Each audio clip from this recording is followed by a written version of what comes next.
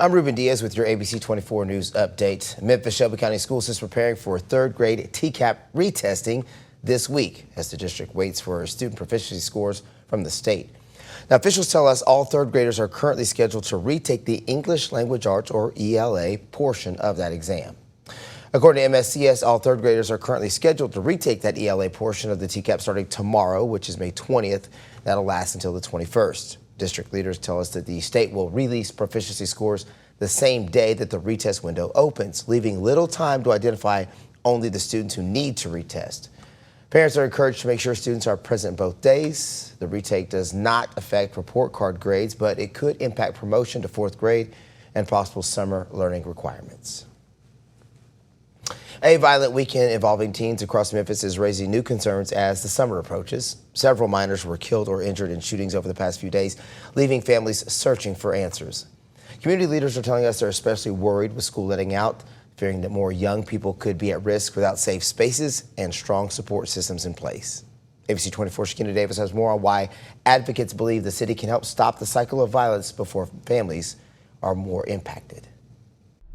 He was the best kid. I mean, on the field, he was really tough, but he always went out there smiling. A Memphis coach remembering a young life lost too soon. His pain comes after another deadly weekend of violence involving teens across the city. One of those shootings happened Sunday evening in the 2700 block of Ketchum Place, where Memphis police say a juvenile was shot and killed. Investigators say a 15-year-old relative has been charged with reckless homicide in the case. The sad part is my son and I, we just was talking about, trying to get in touch with him and pick him up for the weekend and hang out with him the whole weekend, enjoy time with him. And this happens. Community leaders say stories like this are too common. Heal the Hood founder and CEO Liddell Beeman says many teens are feeling pressure to seek attention and validation online. The kids are very adamant about going viral, and so you see a lot of kids that are filming fights. You see a lot of kids trying to do the next big thing to go viral, and it's at any cost. That's what's happening with these kids. Beeman says parents also need to pay closer attention to warning signs before situations escalate. And we're giving our kids too much freedom. You don't know where your kids are at.